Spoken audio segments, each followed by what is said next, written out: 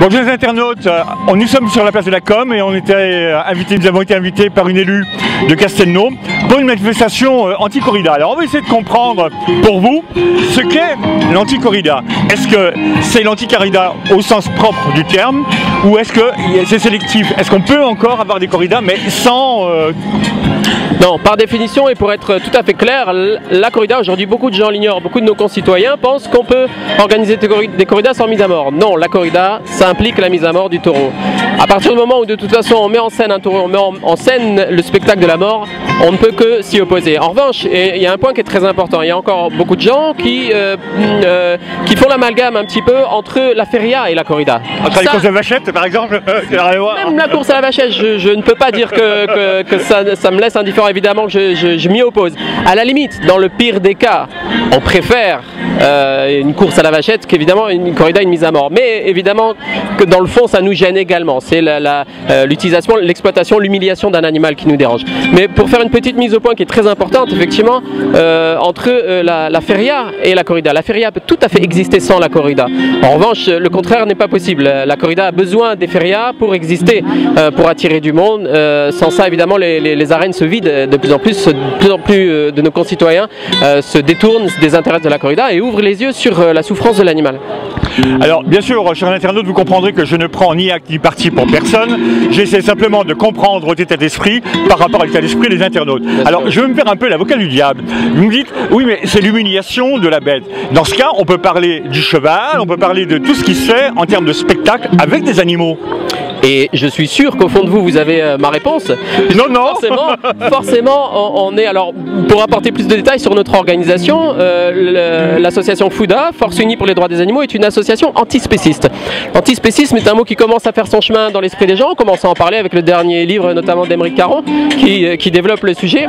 L'antispécisme, c'est le principe de ne pas faire de distinction en termes de valeur entre les espèces. Donc forcément, en s'inscrivant dans une suite logique de notre combat d'aujourd'hui, évidemment on s'oppose aussi à l'exploitation des chevaux utilisés pour les arènes ou pour les spectacles, les animaux dans les cirques, les animaux tenus en captivité, les animaux de laboratoire, les animaux d'élevage, tous les animaux qui pourraient se trouver dans une situation de souffrance. Alors, on suit votre raisonnement par rapport aux animaux. Alors voilà, les animaux, on rentre un petit peu pas dans le moule, mais dans la direction que vous souhaitez que cela aille. On remplace par quoi? Parce qu'en France, on a quand même un besoin pas de s'identifier à ce genre de choses, mais il y a une tradition. Alors on fait quoi? Alors on parle vraiment de la tradition, oui, on parle que de la corrida aujourd'hui. Voilà, on parle de la tradition. Ben, vous savez, personnellement, je préfère voir les arènes remplies pour le concert de Johnny Hallyday que pour la mise à mort d'un taureau. Je vous parle pas de musique, on est d'accord. On peut utiliser les arènes pour des tas d'autres choses. Et je suis sûr que ce sera gagnant pour tout le monde parce que on pourrait remplir les arènes autrement qu'en mettant... Vous revenez au jeu du stade à l'époque romaine? Ah, certainement pas, non, je m'oppose à... Parce que là aussi il y avait des animaux. Oui, il y avait des animaux, il n'y avait pas que des animaux, il y avait aussi des humains, bien sûr. Évidemment, on s'inscrit aussi contre ça. En fin de compte, le principe d'antispécisme est universel et c'est un combat qui défend tous les êtres vivants sur cette terre. Alors évidemment, quand on s'inscrit aujourd'hui dans un combat contre la corrida, on prend en compte le facteur humain. On sait que derrière la corrida, il y a des gens qui vivent, il y a des familles qui vivent de ça. Il y a une économie, il y a une réelle économie. Et on n'est pas dans un combat où on s'inscrit uniquement dans l'abolition de la corrida. On sait que le chemin est long, on sait que derrière il y a des gens, des êtres humains comme nous qui ont besoin de vivre et qui ont besoin d'entretenir une économie.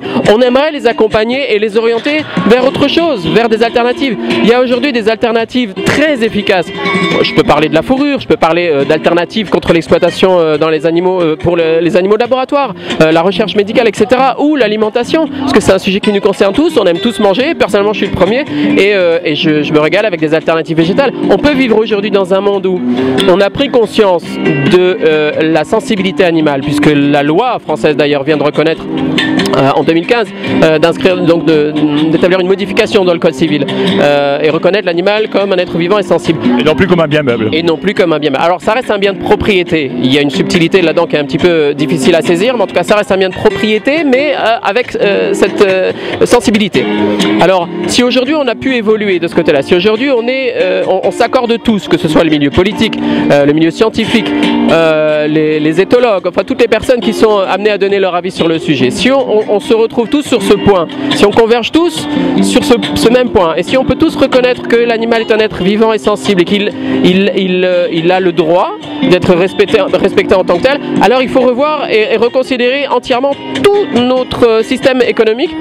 C'est un long travail, évidemment, j'ai conscience que c'est des choses compliquées à mettre en place, mais le monde change, le monde évolue, les gens dans nos sociétés aujourd'hui ouvrent les yeux, il y a de plus en plus de gens qui se détournent aussi de la viande, qui prennent conscience de la façon dont on traite les animaux dans les élevages, dans les transports, dans les abattoirs, et qui se détournent petit à petit de la viande. Le végétarisme est un mouvement là en plein essor, et c'est totalement exponentiel. Donc on s'inscrit dans une remise en question de notre consommation. Donc ce combat contre la corrida est aussi rejoint ce combat et cette remise en question dans nos habitudes de consommation, dans nos loisirs, dans tout ce qu'on entreprend. Alors, je pense que vous serez un petit peu d'accord avec moi, enfin je vous demande pas si vous êtes d'accord ou pas, mais je pense que vous allez me rejoindre sur certains points. L'écologie a été très longtemps punitive. Aujourd'hui on s'aperçoit que l'écologie, quand elle n'est plus punitive, il y a une adhérence de la population. Est-ce que vous n'avez pas plutôt intérêt à ne pas mettre la lumière sur votre mouvement d'une façon comme vous le faites aujourd'hui, avec du sang, des malins, mais plutôt de sensibiliser la population avec un autre vecteur leur proposer des alternatives. Oui, parce que je reprends votre mot des alternatives. C'est bien beau de dire on propose des alternatives, mais lesquelles? Journaliser, c'est bien, mais on va le voir une fois. Dire le corrida, c'est tout l'été. Donc, quelle alternative corrida, vous y avez pensé? Oui, oui, évidemment. Bon, concernant à proprement dit la corrida, alors il y a deux choses. Je peux vous proposer des alternatives pour remplir les arènes et pour développer d'autres économies. Effectivement, il y a tout ce qui tourne autour du milieu artistique. Il y a des choses à développer. On peut remplir les arènes autrement et avec des choses vraiment plus éthiques. Là-dessus, on tombera tous d'accord, j'imagine. Mais on peut aussi simplement... Je coupe 30 secondes. L'Espagne, on va prendre là où est née la tauromachie. L'Espagne commence à adhérer à... voilà, on ne veut plus de corrida. Comment ils se sont pris, eux, pour arriver à ça? Parce que c'est quand même le pays de la corrida. Oui, on ne peut pas vraiment faire de comparaison entre les pays. Il y a aussi le Mexique qui abandonne progressivement aussi la corrida dans certains États. Alors, on ne peut pas vraiment faire de comparatif et s'inspirer vraiment de ce qui se fait ailleurs parce que le contexte est totalement différent. Le contexte économique en Espagne aussi a été vraiment bouleversé ces dernières années.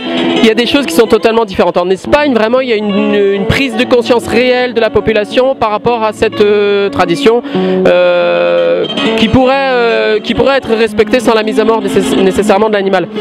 En France, la corrida, alors évidemment ça n'a rien à voir, c'est pas comparable avec l'Espagne puisque la corrida trouve ses racines en Espagne. Donc en France, on n'a que quelques départements qui sont concernés d'ailleurs par ce sujet. Alors même si on a près de 90% de la population française qui s'inscrit contre la corrida, en réalité, quand ces sondages sont effectués, ils sont effectués auprès de toute la population française. Ce serait intéressant de faire les mêmes sondages auprès d'une population concernée, c'est-à-dire une population qui vit dans des départements qui continuent à proposer des corridas. Mais bon, globalement, on a une idée quand même approximative de ce que les Français pensent de la corrida. La souffrance animale est plus acceptable.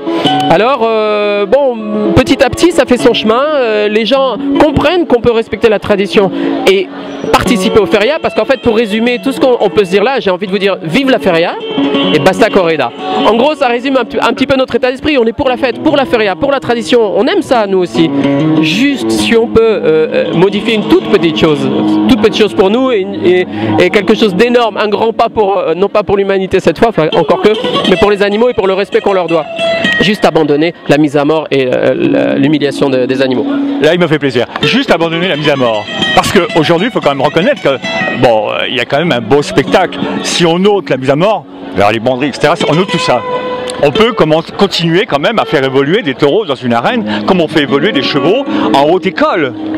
Vous savez, si on... Non mais je sens que vous êtes prêt à le dire, mais ne pas le dire. Non, hein. je peux reconnaître que... La haute école, on peut faire de la haute école avec les taureaux. Si, on peut... À partir du moment où il y a, pour moi, et pour les antispécistes du monde entier, à partir du moment où il y a une exploitation d'un animal, alors évidemment, nous, on peut s'arranger entre humains, se rendre des services, ça peut être un échange de services, on ne travaille pas sans salaire, etc. Bon, c'est un système qui est établi et qui convient à à la majorité d'entre nous. Bon, on ne peut pas transposer ça à l'animal. L'animal, on ne peut pas vraiment lui demander son avis. Est-ce qu'il est heureux de faire ce qu'il fait? Est-ce qu'il le fait par plaisir? Est-ce qu'il le fait par bonheur? Est-ce qu'il le fait parce qu'il n'a connu que ça? C'est très difficile. C'est des facteurs qui sont très difficiles à interpréter. Moi, j'en connais beaucoup qui vont au boulot le matin, ils n'ont pas envie non plus. Hein. J'en connais aussi. Non, mais pour faire court, si on valorise l'animal, quel que soit l'animal, est-ce que cette carte de valorisation, finalement, est déjà un premier pas dans votre direction? C'est un premier petit pas.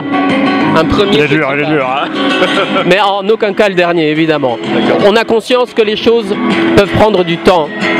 A fortiori quand on s'attaque à quelque chose comme la tradition. On est très attachés, nous Français, à nos traditions et à nos valeurs. Donc on a tout à fait conscience que c'est un long chemin, mais qui a été entrepris déjà il y a longtemps par notre organisation. Alors ça prendra peut-être encore un peu de temps, mais on sent que les mentalités changent et qu'elles vont dans le bon sens. Voilà, c'est le mot de la fin. Merci de nous avoir accordé quelques instants. Merci, avec plaisir. Et puis bon été, bonnes vacances. Les touristes arrivent, c'est bien, c'est merveilleux. Mouvementfouda.com si vous voulez plus d'infos sur notre association, mouvementfouda.com, et bienvenue aux touristes évidemment. Et puis je suis sûr qu'ils trouveront plein d'autres choses plus intéressantes que les corridas. J'adhère. Surtout dans une belle région comme la nôtre. Au revoir.